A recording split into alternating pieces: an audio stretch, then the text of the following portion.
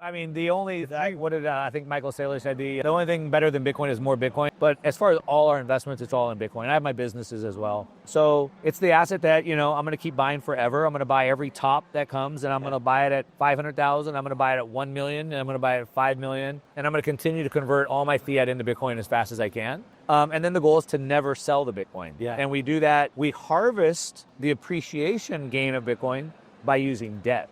And we never sell the asset. Like in the Bitcoin community, they're like, just buy Bitcoin. Mark Moss doesn't talk about Bitcoin as a trade. For him, it's the foundation of wealth. He owns it, keeps buying it, and has no intention of selling, ever. Instead, he plans to use debt against his holdings to unlock value when needed, leaving his Bitcoin untouched while it grows. That conviction shapes how he sees the future. If Bitcoin climbs tenfold in the next 5 years, Moss says related stocks could surge 20 or 30-fold because of the leverage built into their business models. On top of that, many of these Bitcoin treasury firms are creating yield-bearing and dividend-paying products, offering investors ways to capture Bitcoin's upside without shouldering its full volatility. But Moss stresses one thing first: own some Bitcoin directly. Even a small allocation matters. Once you've secured that base, you can branch out into riskier or more specialized instruments for extra growth. He describes these companies as financial engineers of a new era. Bitcoin is like raw energy, and they're slicing it into products that meet different needs. Some geared for steady income, others for safety, and some for amplified upside. In Moss's view, this isn't just about price targets. It's about building an entire financial ecosystem powered by Bitcoin itself. If you found value in this breakdown, please hit the like button, subscribe, and share it with other investors who are paying attention. We're here to keep bringing you sharp analysis and voices that actually understand what's unfolding. Thanks for watching. Depending on where you're at in the world, or where your money is, if your money's in a 401k, for example, maybe you can't buy Bitcoin. My stepdad. Right? You can't buy Bitcoin. Yeah. So what I could do is I could buy a stock, like MicroStrategy, strategy now, that sort of moves like Bitcoin. It's backed by Bitcoin, but it's a stock, right? Yeah. But also, maybe I'm 74 years old and I need income to pay my electricity bill, my rent, and my food, but my pension, my bond portfolio is paying me less than the rate of monetary debasement. Yeah, 10%. Right. So maybe, the treasuries are paying me 4.5%, 5%. But that's not cutting it for me. Yeah. So maybe I want to go into one of these treasury stocks that pays me a 10% yield. And it's safer because it's backed by Bitcoin. Yeah. So it really kind of comes down to what you're trying to do there. But I would say what the treasury companies overall are doing is they're trying to take Bitcoin sort of like as a raw input. Think of it, I like to think of Satsuma as like a digital power plant. Yeah. So we take in raw energy and then we turn it into energy products. So different volts, different hertz, right? Different waves, etc. So we can take in a raw product like Bitcoin and we can take the upside potential and we can thin slice that and turn it into different products that work for different people based off of what they're trying to solve. Yeah. You see, unfortunately, most people, because these are sort of advanced things, they think of everything so simply. Like in the Bitcoin community, they're like, just buy Bitcoin. And yes, you certainly should. But again, if I'm 73 years old, I can't just go hodl Bitcoin. I need income right now. Gotcha. Yeah. So we're taking the upside potential of Bitcoin, then slicing it, and then providing it in different ways for people to get different things. So for example, Bitcoin, as I said, is going up 60% a year, but it's volatile. It goes up and down.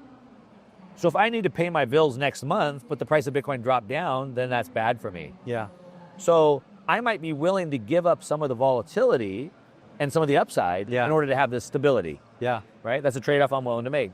And so that's what these companies are doing. We're taking this raw power, we're turning it into products that fit individual mandates and solving different problems for different people. The common stock that's backed by Bitcoin.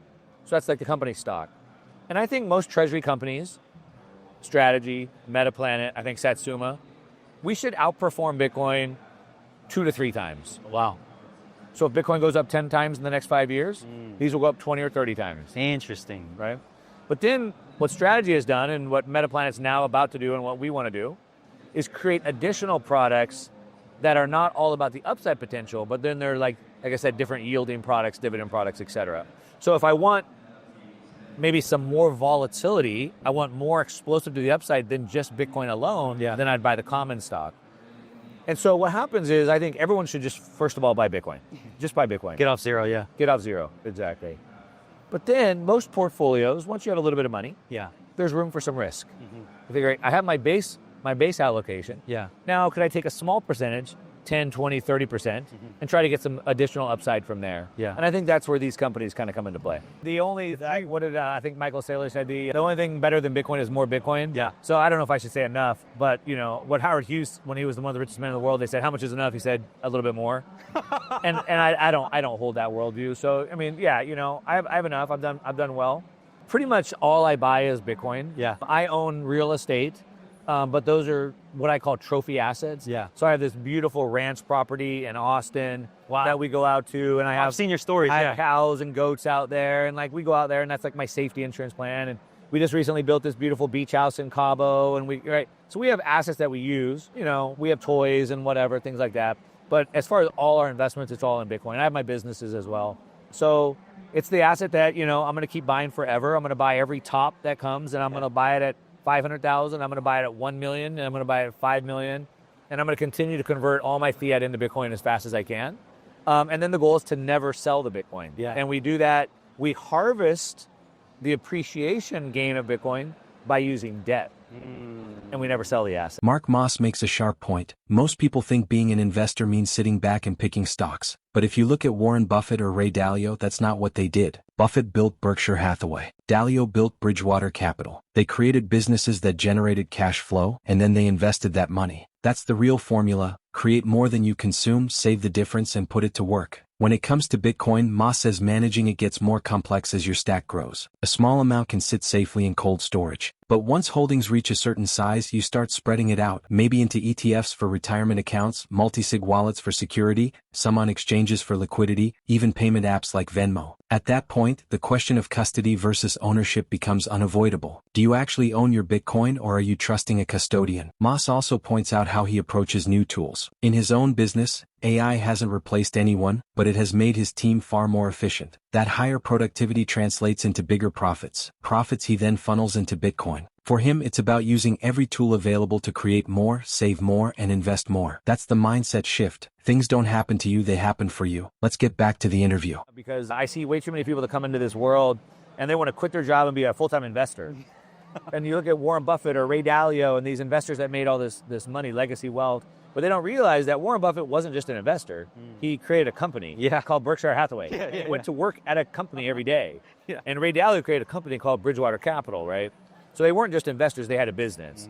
And so I think it's important for people to understand the distinction. But what I would say is certainly create more than you consume, save the difference. But with AI, it's such an amazing potential. Number one, as you said, it's not doom and gloom.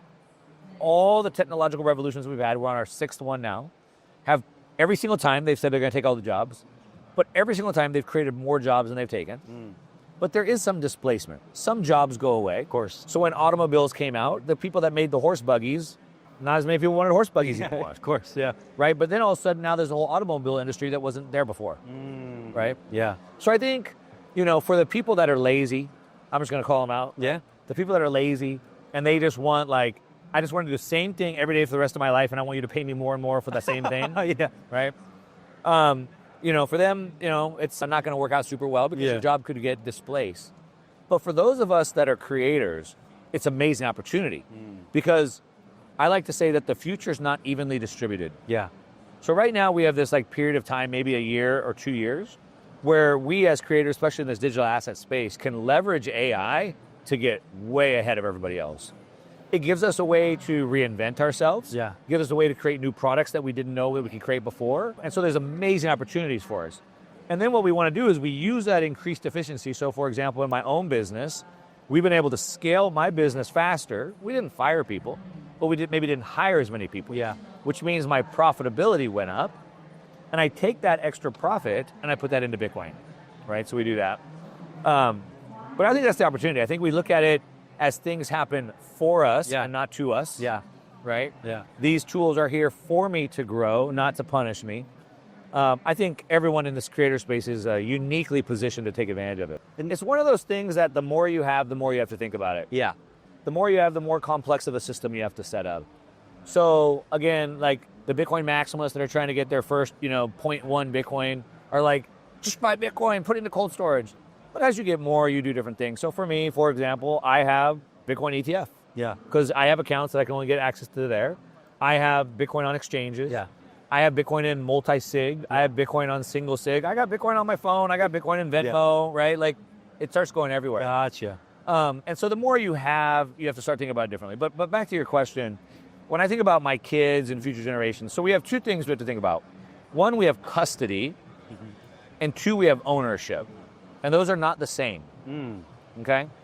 So custody is I have the key. Okay. I have the private key to that. But then ownership is who owns it. And so, for example, I want to think of custody, who has my key, but for my kids, if I were to die, how does the ownership of that asset get transferred, right? Yeah.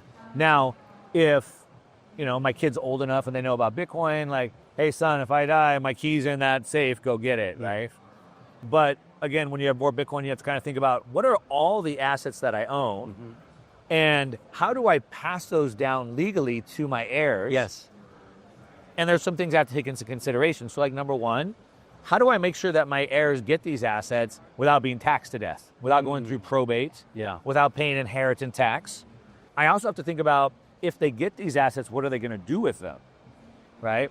So what I would do, you have your daughter, she's new, daughter, right? Yeah, 3 months old, Yeah, 3-month-old daughter. So, if you had Bitcoin on an exchange, for example, make sure you have your username and your password and your wife can get it, or your attorney has some sort of a will and there's an executor of your will that, hey, if something happens to my wife and I, it's here, right? So you definitely want to make sure that your daughter's taken care of and somebody knows about the assets that you have and knows how to access them. Yeah. I like to work with Unchained Capital. Okay. And they have a really good inheritance plan. So for my dad, I bought it for him for Christmas a few years ago. And they walked him through this process so that if something happens to him, he can pass that Bitcoin down to us. So it's in a multi-sig, we know how to get it, things like that. So that's number one, that's the ownership. But then I want to, if you have more assets, for me, I want to think about what are the rules that are put in place over my assets. So I put in place what's called a family constitution. And these are the rules at which these assets will be managed forever in perpetuity. Unlike most market fads that flare up and fade, this framework is being built with permanence in mind. The emphasis isn't on chasing quick gains but on using Bitcoin as the base layer of wealth, then constructing businesses and instruments around it that can endure cycles. That shift mirrors how industrial giants once turned raw materials into the infrastructure of modern economies. Now, digital capital is playing the same role, powering new models of yield, custody, and leverage that were impossible a decade ago. It's not just individual conviction that matters here, it's the gradual formation of an ecosystem that could redraw the map of global finance. The key uncertainty is whether traditional investors will grasp this transition early, or if they'll only recognize Bitcoin's role as financial bedrock once the framework around it is already fully established. So stay tuned. If you're into real, data-backed takes on the financial system, hit like and subscribe so you don't miss the weekly updates. Thank you for the support and I hope you enjoy the video.